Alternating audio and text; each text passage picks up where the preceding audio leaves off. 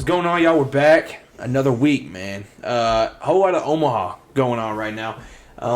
It's been exciting, but first of all, we got to get to Ja Morant. As if he's not been the topic of this offseason so far. He's suspended 25 games. Would you have done more or less? Sheesh. Yeah, I kind of feel like it's a slap on the wrist, going to be honest. He's done it once, apologized, did it again. Pretty sure he did another apology. What makes him, say he's not going to do it again? It is true. Not a good punishment. I mean, 25 games is what, like?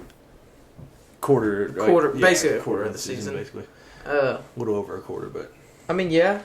He's going to miss a good part of the season, but I still feel like it's not enough to get the point across, like, dude, you're, like, representing the NBA, you have an image, and, yeah, that's just, I could see him doing it again, honestly. Yeah. So, what do you think of them saying it was actually a toy gun? Or there's also the people that said it was a lighter. Like his people. They're like, no, dude, it was a lighter. Yeah, trying to cover it up so they don't get in trouble again. Everybody knows it's a real gun, or they wouldn't have, like...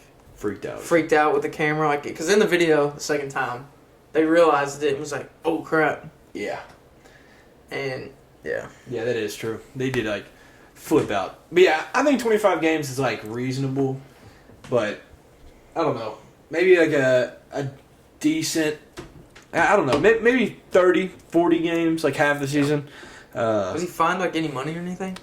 I'm not sure. I don't know. Surely he was fine. But yeah, like you said, I mean, you're representing the NBA, and so many kids look up to you, or did look up to you. Some of them don't even look up to you now.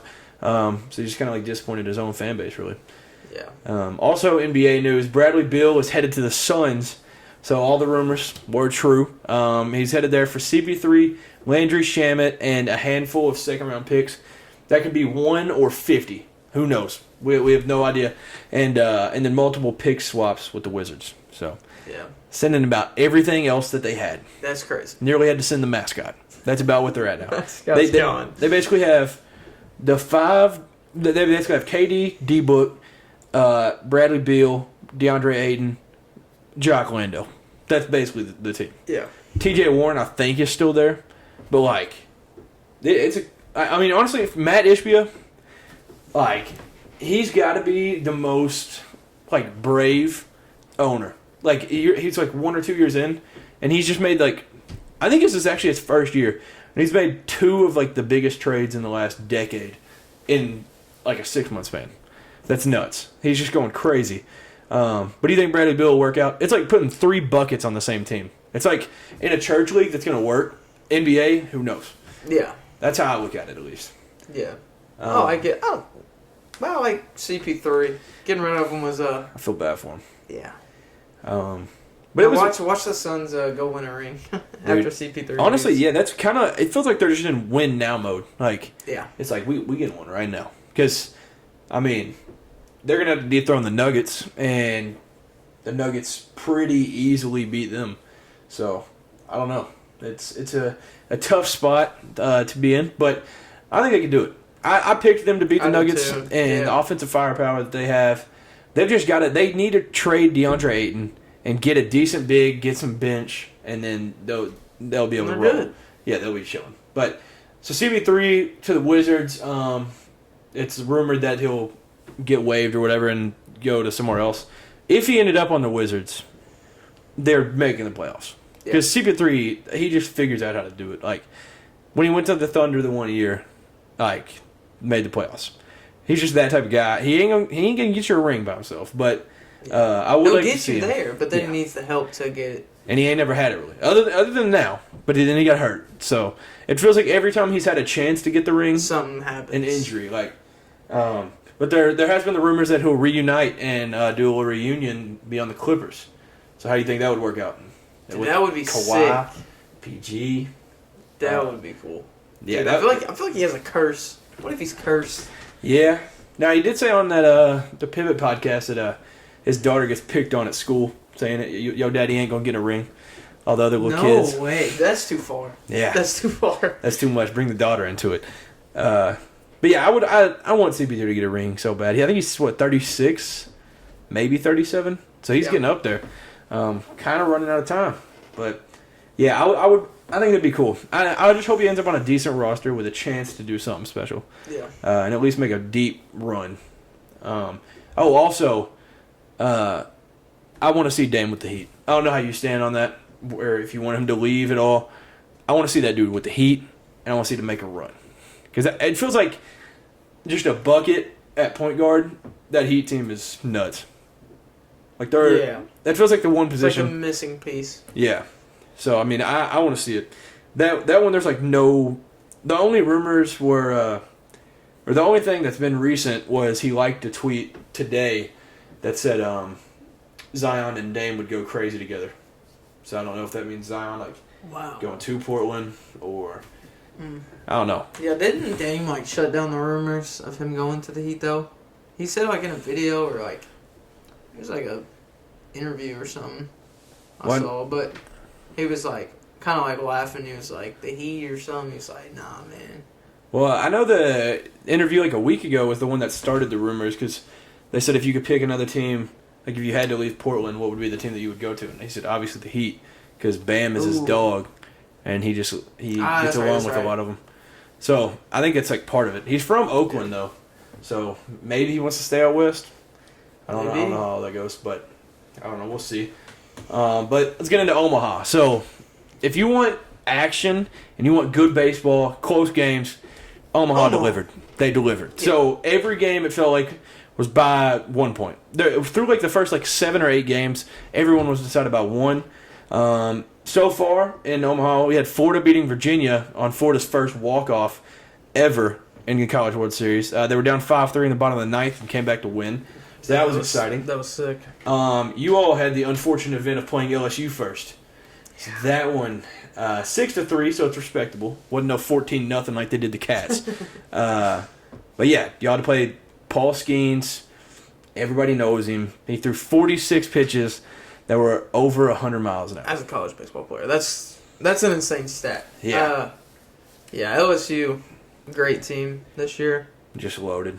And then, Dylan Cruz, I think it was when we were playing him, he was like, this is an MLB pitcher just playing college baseball. Yeah. He's like, he's not fair. That's what it is. Yeah, that's a good way to put it. But yeah, he had 12 strikeouts in that game, too. So, it's just insane. Y'all were held scoreless nearly the whole time he was pitching, and then at the end when he was over 100 pitches, it felt like y'all started getting going, and then he got pulled, and so y'all made it interesting at the end. So I was try to. Yeah. So y'all put up a fight though.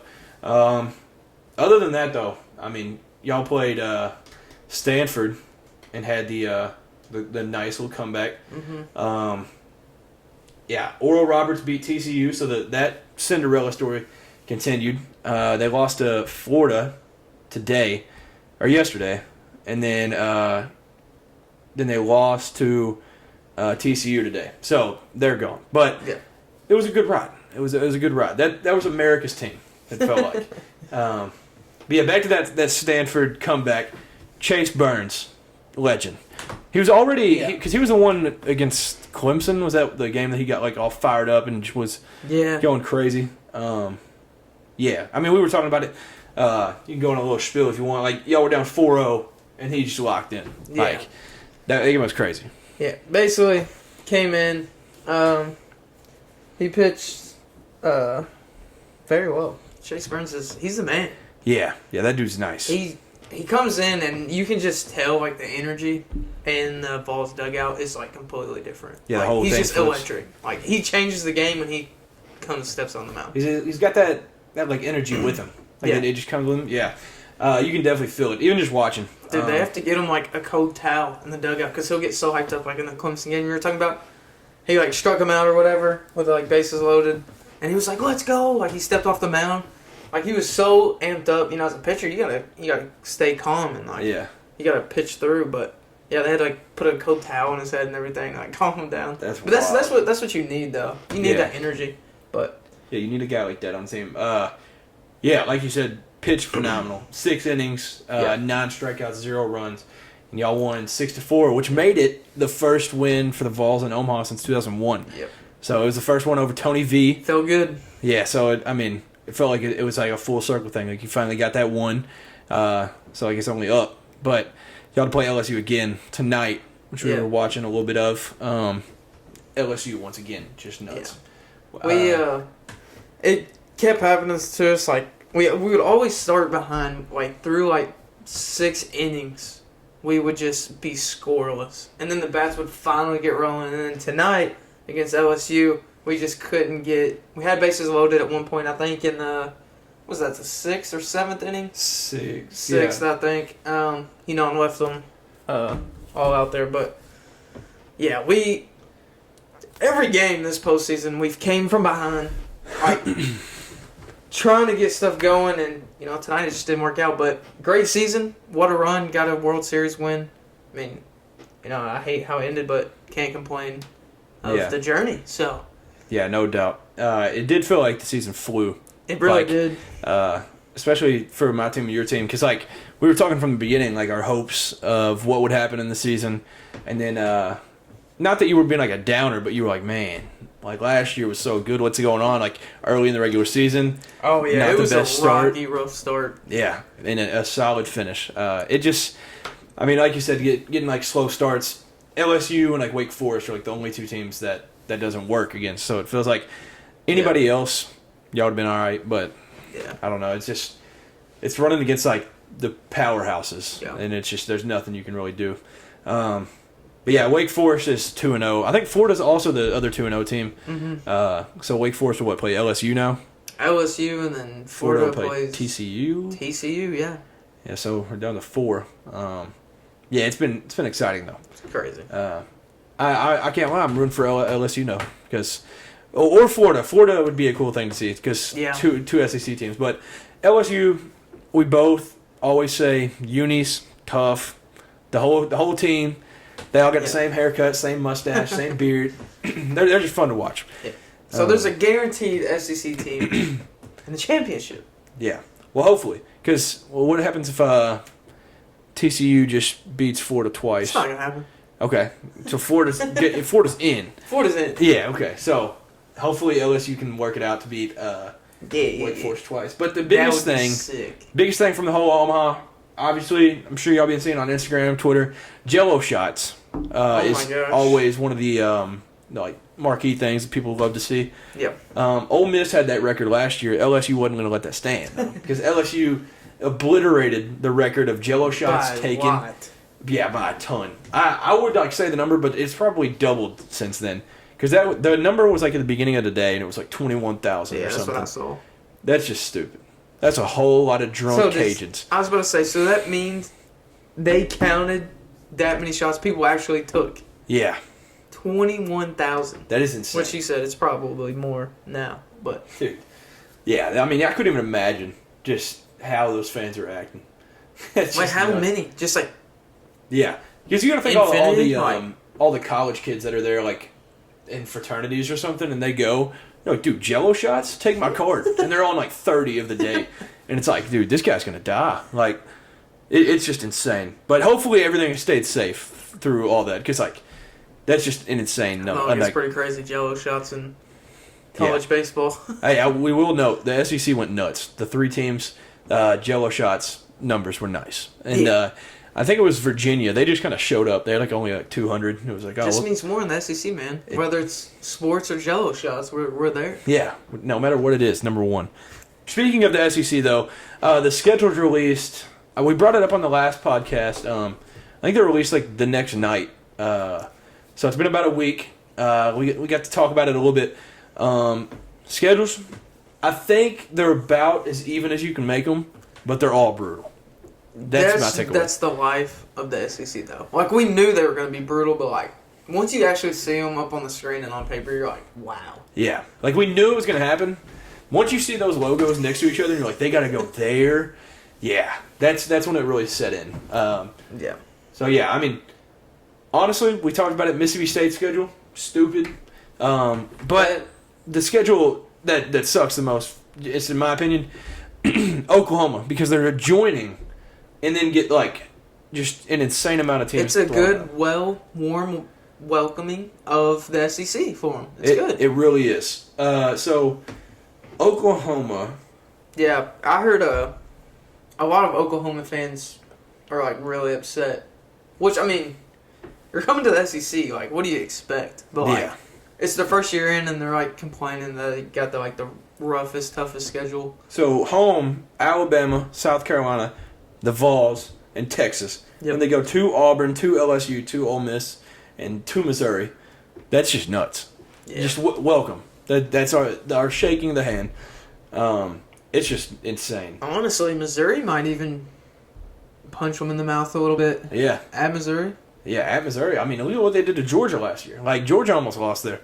That's a tough game. Hey, slept on Mizzou, man. Yeah, slept on. Hey, Mizzou, low-key the toughest place to play in the SEC. But yeah, Oklahoma schedule. Tim Tebow had to say the SEC gave Oklahoma a gauntlet in 2024. That's like giving someone a hug and spanking them at the same time. That's a good way to put it, I think. Because, it's literally like, welcome to the SEC. We're happy to have you. Now you're going to get abused. Yeah. Like this whole season. Tim Tebow. What a goat. Yeah. He always says stuff perfect. Yeah. Well put. Yeah. And then, we talked about Oklahoma. Mississippi State's schedule was brutal. tough. That has my vote for the toughest schedule. Yeah.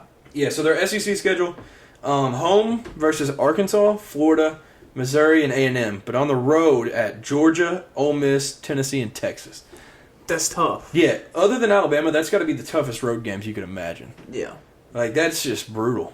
And then the last one that I want to talk about, Florida. So theirs is, just the whole overall schedule. They play one team that's not Power 5. Yeah. So their schedule, not in order. They'll be playing Miami, UCF, which will be Big 12 then, at Florida State. Samford is their one easy game. Kentucky, LSU, Ole Miss, Texas A&M, Georgia, Tennessee, Texas, Mississippi State. Florida out of that list. I'm going to say it right now, wins 3 games. Yeah, 3. That's what I'll give them. That's brutal. And, Billy Napier, he's been killing it on the recruiting trail. Hopefully those guys make an early impact because they're going to need it. Boy, I hope so. Yeah. You have one guaranteed win. That's about it. I feel like Florida will be all right, though. For real. Like, I Florida might say they back. win 3 games, but, like, honestly, they might still win Especially, 2. Yeah, Just because it's Florida. Yeah, at that point, they'll be a couple years under Billy Napier. Like, maybe they're just getting rolling. They're 5-7 this year. Maybe they'll be fine. Yeah. There'll be a couple SEC games. But, that one's just awful. Dude, I just feel bad for teams like Vanderbilt. Yeah. Missouri. Like, in 2024, when everybody combines, like, dude, their It's hope is all over. lost now. Yeah. Congrats to Missouri on making that one SEC championship in, 2013, because it's not happening again. Yeah. It won't be happening. So obviously eliminating divisions, and the formula that they went with, each of the existing 14 conference members will play either Oklahoma or Texas, home or away, in 2024, and then no school will travel to the same location that it traveled to in this upcoming season. So they're kind of like doing their absolute best to make it to where it's like you're getting a little bit of everything. But it is weird. We didn't go to Ole Miss for 13 years, and then we went to Ole Miss last year. We won't go this year, and then we go back next year. Weird. But what was it? The other one was Texas A&M has never been to Lexington. They've never played in Lexington since they've been in the conference. Yep. And then I think it was Georgia had still never been to Texas A&M. So we'll get all these cool little matchups. Yeah. And that is one upside. Yeah. We'll get the cool matchups that we didn't get every year. So that will be a good part of it. Yeah. One thing I am upset about, I'll speak on my team's behalf, Tennessee. So we didn't get South Carolina. I feel like South Carolina is that's just iconic, and they're going to be taking that away, which they did say this is it's going to switch every year, right? This is just for the 2024 season, yeah. But I was upset we're not going to play South Carolina because we've been playing them since Jesus was a small child, right? Yeah. And then they took out Missouri. Missouri was our one game that we could just run up the score. Truthfully. It was our one game we can just demolish an SEC team. Like, yeah, and for most teams, you can say Vandy, but y'all have the rivalry with it. So it's like Vandy takes it so personal. So it's like it's hard to just run up a score on a team that's just trying their hardest. And if you're a Tennessee fan, you know that we always play Vanderbilt close for no reason. Like, for some reason, Vanderbilt, like, is just, I don't know, I guess it's just the rivalry. It changes you. Yeah. But we always, like, so I guess I'll read off our teams. So you all will have Alabama, Florida, Kentucky, and Mississippi State at home. And then on the road at Arkansas, at Georgia, at Oklahoma, and at Vandy. Yeah. Because I remember you Snapchatted me as soon as the Oklahoma game popped up, and you were like, wow. Well, we'll see how that goes. But it'll be cool, Josh Heupel reunion. So he obviously... That's exciting. I was hoping to get Oklahoma, and we did. But I was hoping we'd get it at Neyland. We didn't. Because I was definitely going to, like... Yeah, you were solid. Yeah. I was going to be there. It is kind of funny that both of our teams have a... Oklahoma connection, because Bob Stoops was the coach when they won all the championships and whatever in like the early 2000s, which Bob Stoops also coached Heupel, and then obviously it's Mark Stoops' brother. So it was like Bob Stoops would for sure be at the game if we played Oklahoma. So a lot of people thought that would happen, but we do go to Texas, which will be sick. Yeah. Ours will have Auburn, Georgia, South Carolina, and Vandy at home. So we've got to win like 3 of those probably, and then on the road at Florida, Ole Miss, Tennessee, and Texas. So at least we avoided Alabama, I guess. Yeah. We have them this year, so that'll be tough. At Tennessee and at Texas? Is that what you said? Yeah. Yeah, that'll be... We get Georgia at home. At least we have that. We go to Ole Miss and to Florida also with those. So yeah. Yeah, if you just look from a name standpoint, we have a brutal road schedule. But yeah, I'm excited. I feel bad for Missouri and Vandy. Those are the 2 that I'm kind of like, well. Yeah. Good thing South Carolina's getting the turnaround now.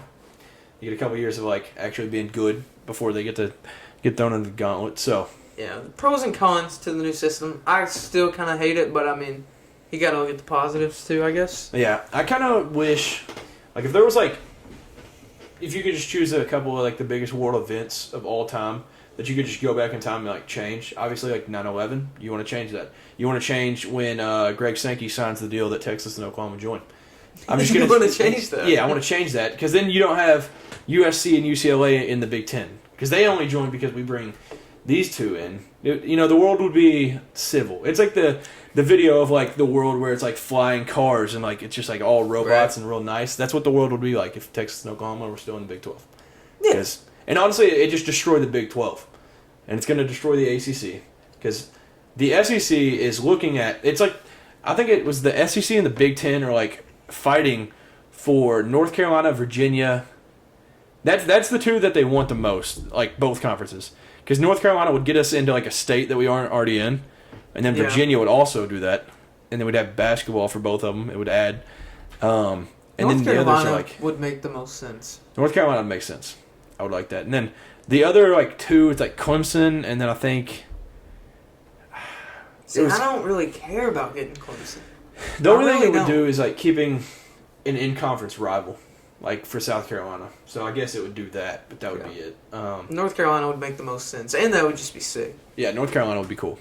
That'd be a cool one.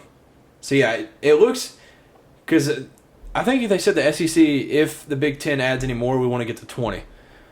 So. Jeez. And I think they said if it's their choice, I don't remember if it was Sankey's choice or like somebody else with the SEC. They said Duke, North Carolina to keep their rivalry in basketball, and you bring them both, and then Virginia and Clemson would be the ones. And then other people wanted Florida State, which would like the conference would just be stupid.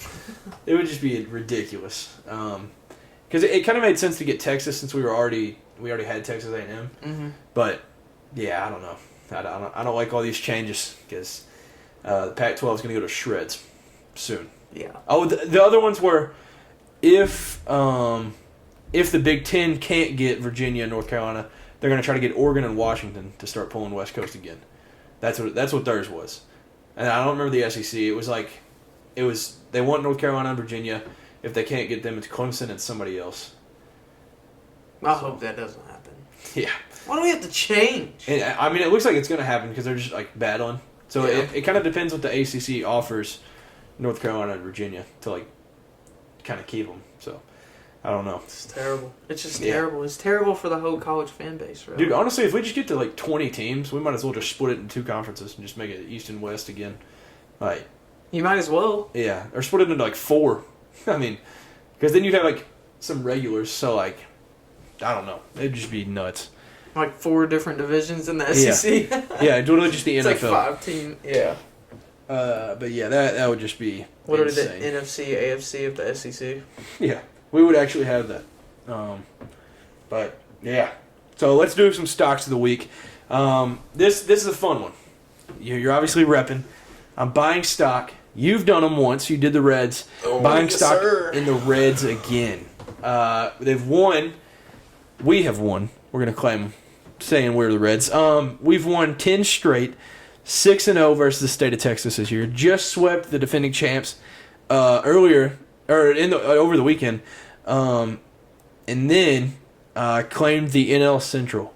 So we passed up the Brewers, 38-35 overall, and he who bangs was back last night. Yeah. Joey Votto himself makes his season debut. It was like his first game back since like August of 2022.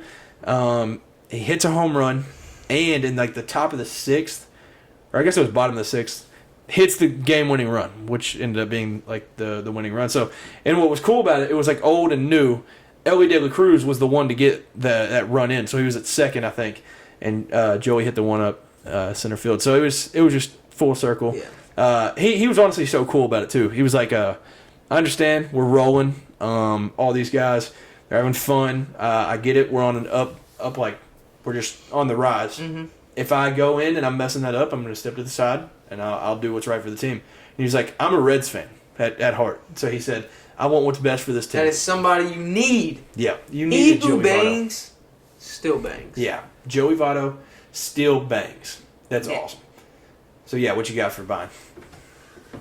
I will be buying stock in Jokic and Parades, man. He you know. After he won the championship, he was just like, man, I just want to go home. Yeah. They asked him about the parade. He was like, I don't care about none of that. I'm just trying to go home. Yeah, he seemed depressed not being with his horses. Yeah. Dude was having the time of his life. Yeah. At the parade. He like almost spoke English. He was like, what was it that he said in the mic? He was like, before I said I wanted to go home, he was like, I don't want to go home or something. Yeah, he's like that. Me love parades. And he was like, hey, let's go. This guy Jokic is having a ball. Yeah, dude. Best stock in Jokic and Parades. He loves them. Yeah.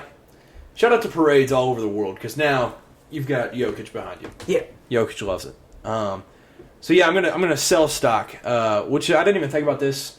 Also Cincinnati, selling stock in the Bengals, and before everybody freaks out, not a huge deal, but.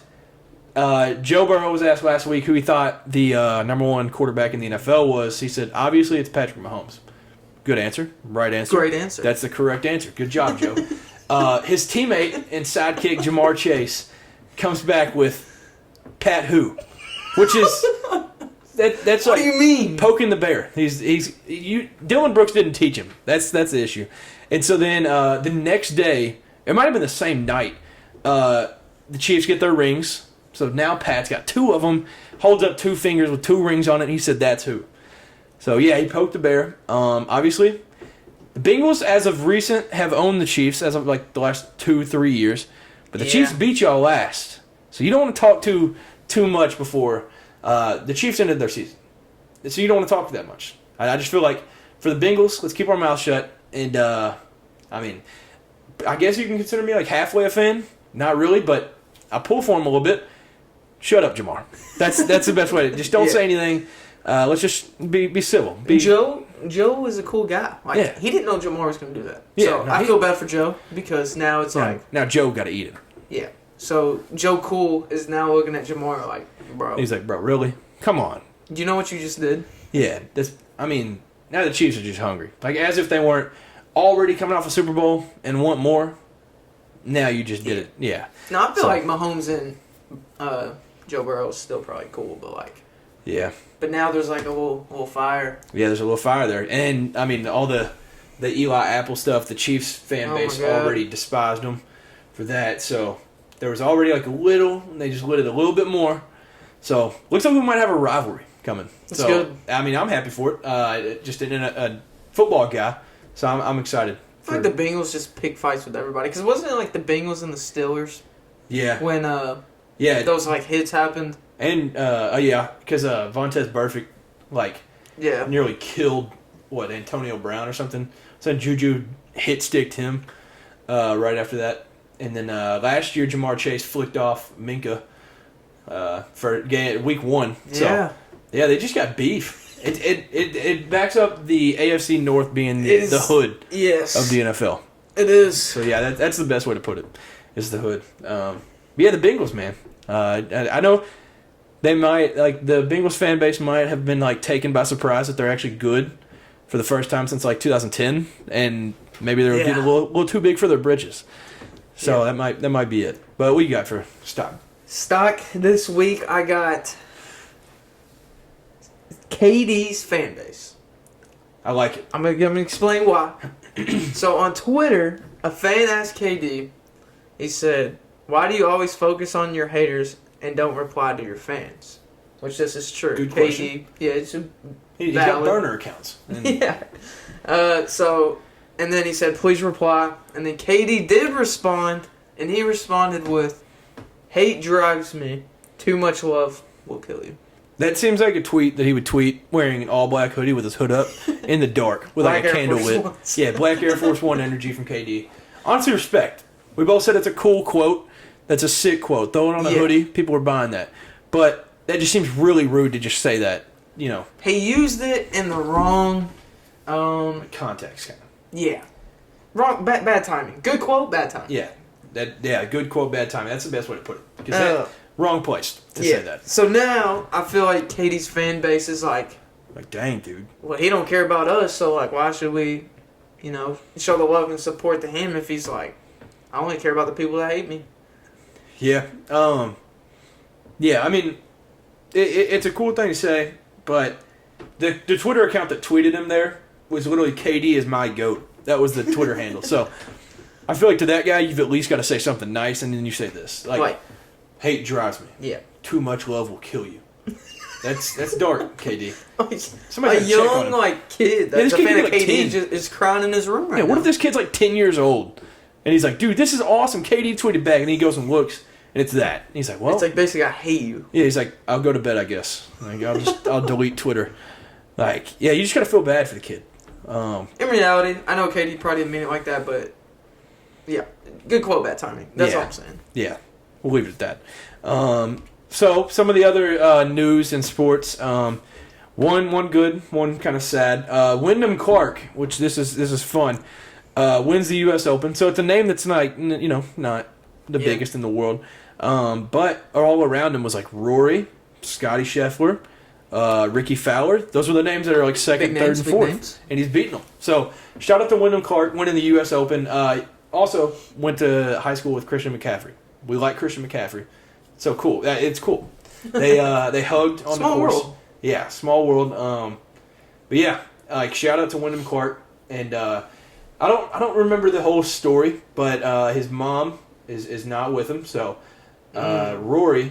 No, it was Ricky, I think, that said it. It was Rory or Ricky on the green. Said, your mom is watching you right now, proud of you. So shout out to whether it was Ricky or Rory. Shout out to them. Wyndham Clark. He wins at the LA Country Club, wins the U.S. Open. Ricky Fowler, though, played good, choked at the end. It was good to see. And then my guy, Scotty Scheffler, just was one putt away, one chip away the whole time. Just couldn't get the last, just had to get over that hump, and he couldn't do it. So, but yeah, it was a fun tournament. Not a lot of fans there, though, because the LA Country Club basically said, we're too bougie to have 1 million people here, so let's keep it to a minimal. So there was people that were crazy. Rich that were buying out 200 tickets just so people couldn't get them because they didn't want it to be congested. Seems pretty stupid. Yeah, that's terrible. Let the fans be fans. There should be a limit on how... Well, I guess you can't really... I guess money talks. Yeah. At the end of the day. I feel like if somebody can't just buy all the tickets. Yeah. That's what I would think. But, yeah. And the course, it's an okay course. Nah, I wouldn't go back. It's just me. But the West Coast golf is cool because it's like 10 o'clock and it's still daylight and they're teeing off. And it's like, yeah, this rocks. Yeah, so awesome. that's a cool part of it. But then the sad news, Bob Huggins is fired for good reason. We'll put it that way. So he got a DUI. This was the second of his career. Also, 2 weeks ago, he said all the stuff with Xavier. Not going to go into that. Mm-hmm. Y'all can look that up. But Bob Huggins, I don't really know a lot about drinking, but the legal limit is .08. He was at .210. Yeah. That's pretty bad. That's triple, basically, the legal limit. Yes, it is .08 and .21. Yeah. So he was very intoxicated. Yeah, so intoxicated that he got pulled over in Pittsburgh and thought he was in Columbus, Ohio. So that was a bad look. Nice. And he got pulled over, I think it was in the parking lot or around a Wendy's parking lot. And he said he was just going to get food. And he had his receipt, and he showed the receipt, and it was from 1:30 in the day. And he got arrested at like 8 o'clock at night. So, I mean, it's just rough. It's a rough way to go out. Man, not even a player. Yeah. A coach. Yep. And I think he's 69 or 70, so he's not even a young pup. So yeah, he had a DUI at Cincinnati and didn't learn from it. So wow, so this is his second. Yeah, second. So that he probably stayed overnight then. Yeah. That's kind of why I didn't know all the rules with it. I was like, that's definitely something. He's got to be. I know here in Kentucky, I'm pretty sure is like your first DUI, whatever. I know, like, if you have two, though, you have to do time. I'm pretty sure. Yeah. So, yeah. I don't know how that works in different states and all that, but, yeah, that's... Yeah, it's a bad look. Bob Huggins is a legend. People called him Bob Thuggins. Like, legend. Bob Thuggins. Well, okay, I guess I shouldn't say he was fired. He technically resigned, but he was getting fired in a matter of minutes. So, I guess it looks better on a resume to say he resigned, but... Hall of Famer, we'll put it that way. He got inducted into the Hall of Fame last year. Took Cincinnati to the Final Four in '92, and then West Virginia to the Final Four in 2010. He knocked out John Wall's Kentucky team in 2010 with that roster. And I mean, Joe Mazzulla, Celtics coach, he was on that team. Like, went to numerous. It felt like his team was in the tournament every year and had a chance. Yeah. And so he was. He was just a great coach, Hall of Famer. It's just a sad way to see him go out. Many good memories. It felt like he's been one of the best. He was never the number one guy, number one coach, but it felt like my whole life he was a top 10 coach in college basketball every year. Last couple of years were rough, but if you look on Twitter, so much support for him. Like Jordan McCabe, a lot of y'all know him just from being like the guy that blew up on YouTube when we were little. He ended up playing at West Virginia, and yeah, I mean, he had nothing but good things to say about him. He was like, it's sad to see, but I don't know. Like, truthfully, this stuff, you just can't let this happen. Like, this is on you. Just especially when you have that much money, call an Uber. Get home some different way. There is, too many other ways to go than to, not only put yourself in danger, but other people. Yeah. Yeah, luckily there was nobody else injured, because that, like you said, that could end much worse than how it did. But yeah, and to wrap up the show, we'll talk about the NBA draft. So today is the 20th when we're filming. It'll release on the 21st. The draft will be the 22nd. So only a couple days away, a day away when y'all are watching this. And on our Instagram at Cameron and K Podcast, if y'all have not seen it, we released our mock draft of what we think will happen, and obviously, by no surprise, Victor Wembanyama is number one. Yeah, that one's a shocker. And I put Brandon Miller at 2, which we both talked about. We were like, he'll be top 3. Mm-hmm. But ultimately, I made the decision, throw him at 2. And it's because I'm thinking, with now Michael Jordan being gone from the Hornets, you don't want to mess this up. So you already have a Rookie of the Year from LaMelo Ball. So he's already established, good player. Why not pair him with a forward instead of trading your Rookie of the Year to try to get another guard and Scoot Henderson? Take Brandon Miller as a forward. If they keep that draft pick, I think they should take Brandon Miller to pair him up with LaMelo. Rumors are they'll trade that pick So we'll see. And it'll all get fired up like the Yeah. day of. Like there'll be so many trades. But so I have Scoot Henderson going 3 to the Blazers after Dame gets traded. Amen Thompson at 4 to the Rockets. Bless you. Thank you. Cam Whitmore at 5 to wait. As this is breaking news. Hornets ready to select Miller. I'm spot on. Wow. It says Brandon Miller impressed Charlotte in private workout, viewed as a better fit alongside LaMelo versus Scoot. And this is why you listen to the Cameron and K podcast. This is why you tune in. This is live. Well, no, we are watching it, but we just got an alert on the phone. From Woj. Just got a Woj bomb while we're on here. That's awesome. That makes me feel good about that second one. So, yeah, Amen Thompson at 4 to the Rockets. Cam Whitmore, honestly, was choosing between Cam Whitmore, Jarris Walker there. Cam has a cooler name, so I'm going to go with him. To the Pistons, Jarris Walker 6 to the Magic. This one's a shocker. Taylor Hendricks out of UCF going 7 to the Pacers. I think he'd just be a good fit. Big man, can stretch the floor. I just think it'd work out with how well their guards play. Yeah. At 8, Anthony Black to the Wizards. At 9, Asar Thompson to the Jazz. And then at 10, this one is also a shocker to a lot. Bilal Coulibaly out of the Mets 92, teammate of Victor, getting drafted at 10 by the Mavericks. I think that happens because Mark Cuban has a past of drafting foreign players and that working out. Yeah. So I think he just sticks with his bread and butter and takes a foreign guy. And I hope that works out. I mean, he's like a 6'8" guard that can defend. So I feel like there's a really good chance that one works out. But yeah, other than that, obviously, Cason Wallace I'm a huge fan of because he was a cat. So I hope he gets drafted into the right situation. I think that's all a situation thing. Oscar, in other news, Oscar is probably getting drafted now in the second round. So it's looking like the Celtics might take him. Huge Or news. the Cavs. There's a couple different teams looking at him. But yeah, there's a lot of guys in this draft that we just like. There's a lot of foreign players. Yeah. But Yeah, I like Nick Smith Jr. from Arkansas. Plays with Anthony Black. I really like how he plays. He plays fast, great energy. I mean, what else could you want from a point guard perspective? Yeah, I mean, scored all 3 levels. Like, he was a 5-star out of high school. Obviously, battled injuries, but both of our teams played him, so we both got to see him a little bit. And, I mean, in the tournament, you could tell, like, he just turned up. So he did. Yeah, that's a good call. I think he'll be one of those sleepers in the teens. Yeah. And being injured, sometimes it can be, I mean, I hate to say this, but not about the injury part, but, sometimes it can be a good thing, like a motivator. Like, you could see that when he came back, like, he was, like, proving himself, and, I think that can be good. Yeah, no doubt. It could be a blessing in disguise. Yeah, I mean, outside of that, I'm a big fan of Keontae George. I hope that one works out. Baylor's recently been able to get some guys in the league that'll work out.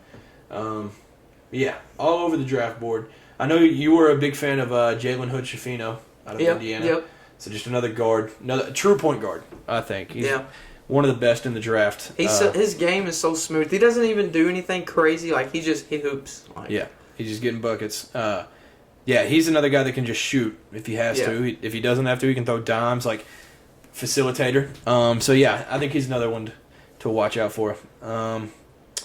Outside of that, there's a lot of foreign players that are looking like they're getting drafted. Yeah. One of the question marks that I think will need to be watched out for is Jalen Wilson out of Kansas, because he stayed all 4 years. That doesn't happen. That's an old head thing, it feels like. So he stayed all 4 years at Kansas, and now he's going to the league, and he's still projected first round. So we'll see if it pans out. Maybe guys start staying. Yeah. Maybe that's like the trend. So yeah, we'll see how that works out. But yeah, I'm just excited. I'm excited to see how this draft goes. I'm praying that Cason Wallace makes it in the lottery. But that'd be huge. Kentucky guards always get slept on. Tyrese was picked late 20s. Quickly was picked like 30-something. So if it continues how recent history's gone, he'll probably drop into like the 20s. But I don't remember who it was saying Cason Wallace is the safest pick in the draft outside of the top 3 guys. Wow. So that's pretty high praise. Yeah. And one of the drafts I was looking at had him go to the Lakers. So I kind of hope that doesn't happen because I don't even know how that would work.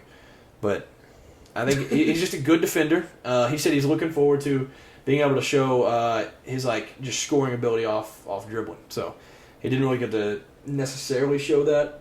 He gets to show shooting and finishing at Kentucky, but and he's been working on his bounce. So that's a couple of the things that he was talking about. So yeah, I'm excited for all that. Chris Livingston, I've not heard a thing about him getting drafted, but he signed with Clutch Sports, which is LeBron. LeBron's got pretty good word with the NBA, so maybe he's able to get him drafted late second round. So we'll see how that goes. As for Vols, I don't really know too much about any of them get drafted. Yeah, I'm sure it's not gonna be a lottery or nothing. But yeah, because the only one that's like leaving is the big dude. Dang it, why am I blanking? The big dude that that you always say is annoying. Yeah, Plavsic. Yeah. I was like, I knew that's what I was gonna say. I figured that's what you were talking. Yeah, I don't know if I don't think he'll get drafted, but yeah, he did say he was going. I guess in other Vol hoops news, Kwamwa ended up at Michigan. Yeah, dude. For some reason, it's like they just know I just can't stay in Michigan or Michigan State, and for some reason, Tennessee is always tied to them in one way or another. Yeah, either football or basketball. It's just you got Joe Milton, the former Wolverine from Michigan, which that's a blessing. God bless Joe Milton. Yeah. But yeah. There's always a tie in there with Michigan. I'm like, wow. I mean, Michigan's going to be awful next year, so that'll be good for you to watch. Be like, yeah, well, you left Tennessee, now you get to suffer. Yeah. So they'll be pretty bad. And the Cowboys, too. Michigan, follows me. Yeah, y'all drafted two Michigan players. Schoonmaker and Mozzie Smith. Yeah. That's wild. Yeah, Michigan's just haunting you. I guess they're trying to tell me something. Yeah, maybe you got to start pulling for them, and then all the connections will go away. But yeah, I'm excited for the draft. Y'all comment below who, outside of the top three, I think it's kind of set. Those three are going in the top three. It just matters who's 2 and 3. But outside of the top three, who are y'all looking forward to in the NBA? Because I know a lot of people are like, there's random guys that people are like, yeah, that dude's definitely. Grady Dick is another one that people are like, his game's going to translate so well. Yeah. So yeah, y'all comment below. Let us know who you like in this draft. But other than that, I guess that'll do it for this episode.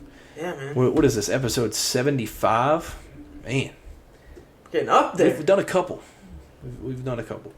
Yeah, so thank you all for tuning in once again. Y'all have a great rest of the week. Enjoy the draft. Enjoy the rest of Omaha. And that's it. Peace.